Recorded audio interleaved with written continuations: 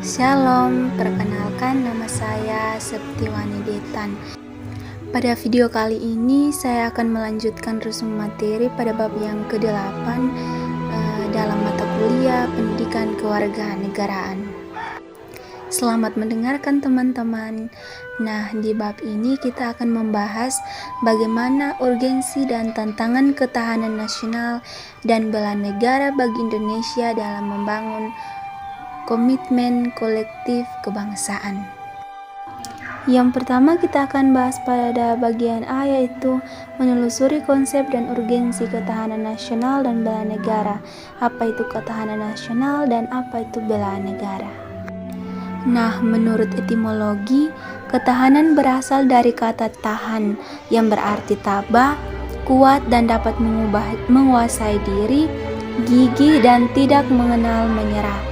Ketahanan memiliki makna yang mampu, tahan dan kuat menghadapi segala bentuk tantangan dan ancaman yang ada guna menjamin kelangsungan hidupnya. Sedangkan kata nasional berasal dari kata nation yang berarti bangsa sebagai pengertian politik. Bangsa dalam pengertian politik adalah persekutuan hidup dari orang-orang yang telah bernegara. Ketahanan nasional secara etimologi dapat diartikan sebagai mampu, kuat, dan tangguh dari sebuah bangsa dalam pengertian politik. Ketahanan nasional sebagai kondisi pengertian kedua sebagai ilustrasi apabila kita mengatakan bahwa ketahanan nasional Indonesia pada masa kini lebih tinggi tingkatannya dibanding tahun lalu. Kondisi Indonesia tersebut diukur dengan menggunakan konsepsi ketahanan nasional Indonesia, yakni ajaran Astragatra. Ketahanan nasional dirumuskan sebagai kondisi yang dinamis, sebab kondisi itu memang senantiasa berubah dalam arti dapat meningkat atau menurun. Jadi, kondisi itu tidak bersifat statis. Ketahanan nasional sebagai strategi pengertian 3 berkaitan dengan pertanyaan tentang apa sebab dan bagaimana Indonesia bisa survei walaupun menghadapi banyak ancaman dan bahaya. Jawaban sederhana adalah karena bangsa Indonesia menggunakan strategi ketahanan nasional. Jadi dalam pengertian ketiga ini, ketahanan nasional dipandang sebagai cara atau pendekatan dengan menggunakan ajaran Astragatra yang berarti mengikutsertakan segala aspek alamiah dan sosial guna diperhitungkan dalam menanggulangi ancaman yang ada. Berdasarkan pasal 27 ayat 3 Undang-Undang Dasar Negara Republik Indonesia tahun 1945 tersebut, dapat disimpulkan bahwa usaha pembelaan negara merupakan hak dan kewajiban setiap negara Indonesia. Hal ini berkonsekuensi bahwa setiap warga negara berhak dan wajib untuk turut serta dalam menentukan kebijakan tentang pembelaan negara melalui lembaga-lembaga perwakilan sesuai dengan Undang-Undang Dasar 1945 dan perundang-undangan yang berlaku, termasuk pula aktivitas bela negara. Dalam bagian penjelasan Undang-Undang Nomor 3 Tahun 2002 tersebut dinyatakan bahwa upaya bela negara adalah sikap dan perilaku warga negara yang dijiwai oleh kecintaannya kepada Negara Kesatuan Republik Indonesia yang berdasarkan Pancasila dan Undang-Undang Dasar 1945 dalam menjamin kelangsungan hidup bangsa dan negara. Sedangkan bela negara secara non-fisik dapat didefinisikan sebagai segala upaya untuk mempertahankan Negara Kesatuan Republik Indonesia dengan cara meningkatkan kesadaran berbangsa dan bernegara, menanamkan kecintaan terhadap tanah air, serta berperan aktif dalam memajukan bangsa dan negara, termasuk penanggulangan ancaman. Yang kedua, pada bagian B, menanya alasan mengapa diperlukan ketahanan nasional dan bela negara. Apakah yang menyebabkan kehancuran Yugoslavia? Jawaban sederhananya adalah karena tidak kuat lagi tingkat ketahanan nasional negara Yugoslavia, terutama dari segi ketahanan aspek ideologi dalam sejarah dunia.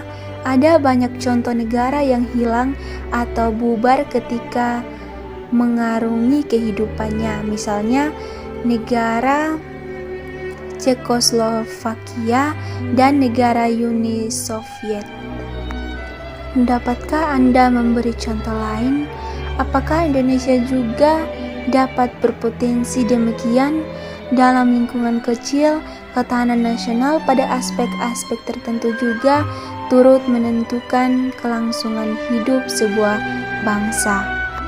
Sebagaimana telah diuraikan sebelumnya, ketahanan nasional memiliki banyak dimensi atau aspek, serta adanya ketahanan nasional berlapis.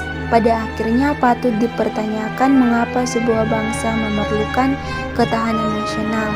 Apa kemungkinan yang terjadi jika kondisi ketahanan nasional tidak kokoh? Apa kemungkinan yang terjadi jika seseorang juga tidak memiliki ketahanan diri yang tangguh? Yang ketiga, pada bagian C, menggali sumber historis, sosiologis, politik tentang ketahanan nasional dan bela negara. Secara historis, gagasan tentang ketahanan nasional bermula dari awal tahun 1960-an di kalangan militer Angkatan Darat di SSKAD yang sekarang bernama Seskoad. Masa itu sedang meluasnya pengaruh komunisme yang berasal dari Uni Soviet dan Cina. Pengaruh komunisme menjalar sampai kawasan Indochina sehingga satu persatu kawasan Indochina menjadi negara komunis seperti Laos, Vietnam, dan Kamboja. Sejarah keberhasilan bangsa Indonesia menangkal ancaman komunis tersebut menginspirasi para petinggi negara, khususnya para petinggi militer, untuk merumuskan sebuah konsep yang dapat menjawab mengapa bangsa Indonesia tetap mampu bertahan menghadapi sebuah ideologi komunis, padahal negara-negara lain banyak yang berguguran. Jawaban yang dimunculkan adalah karena bangsa Indonesia memiliki ketahanan nasional, khususnya pada aspek ideologi. Belajar dari pengalaman tersebut, dimulailah pemikiran tentang perlunya ketahanan sebagai sebuah bangsa. Berdasar perkembangan tersebut, kita mengenal 3 perkembangan konsepsi ketahanan nasional, yakni ketahanan nasional konsepsi 1968, yang kedua ketahanan nasional konsepsi 1969, dan yang ketiga ketahanan nasional konsepsi 1972. Yang berikut pada bagian D, yaitu membangun argumen tentang dinamika dan tantangan ketahanan nasional dan bela negara. Ketahanan nasional sebagai kondisi salah satu wajah TANAS akan selalu menunjukkan dinamika sejalan dengan keadaan atau objek yang ada di masyarakat kita. Sebagai kondisi, gambaran TANAS bisa berubah-ubah, kadang tinggi dan kadang rendah. Yang terakhir pada bagian E, mendeskripsikan esensi dan urgensi ketahanan nasional dan bela negara. Yang pertama, esensi dan urgensi ketahanan nasional. Sudah dikemukakan sebelumnya, terdapat 3 cara pandang dalam melihat ketahanan nasional. Ketiganya menghasilkan 3 wajah ketahanan nasional, yakni ketahanan nasional sebagai konsepsi, ketahanan nasional sebagai kondisi, dan ketahanan nasional sebagai konsepsi atau doktrin. Ketiganya bisa saling berkaitan karena diikat oleh pemikiran bahwa kehidupan nasional ini dipengaruhi oleh 8 gatra sebagai unsurnya, atau dikenal dengan nama ketahanan nasional berlandaskan ajaran Astagatra. Konsep ini selanjutnya digunakan sebagai strategi, cara, atau pendekatan di dalam mengupayakan ketahanan nasional Indonesia. Ke-8 gatra ini juga digunakan sebagai tolak ukur di dalam menilai ketahanan nasional Indonesia sebagai kondisi. Esensi dari ketahanan nasional pada hakikatnya adalah kemampuan yang dimiliki bangsa dan negara dalam menghadapi segala bentuk ancaman yang dewasa ini. Spektrumnya semakin luas dan kompleks. Yang kedua, esensi dan urgensi bela negara. Bela negara merupakan perwujudan warga negara dalam upaya mempertahankan dan meningkatkan ketahanan nasional bangsa Indonesia. Keikutsertaan warga negara dalam upaya menghadapi atau menanggulangi ancaman hakikat ketahanan nasional dilakukan dalam wujud upaya bela negara. Pada uraian sebelumnya telah dikatakan bahwa bela negara mencakup pengertian bela negara secara fisik dan non-fisik. Bela negara secara fisik adalah memanggul senjata dalam menghadapi musuh atau secara militer. Bela negara secara fisik pengertiannya lebih sempit daripada bela negara secara non-fisik.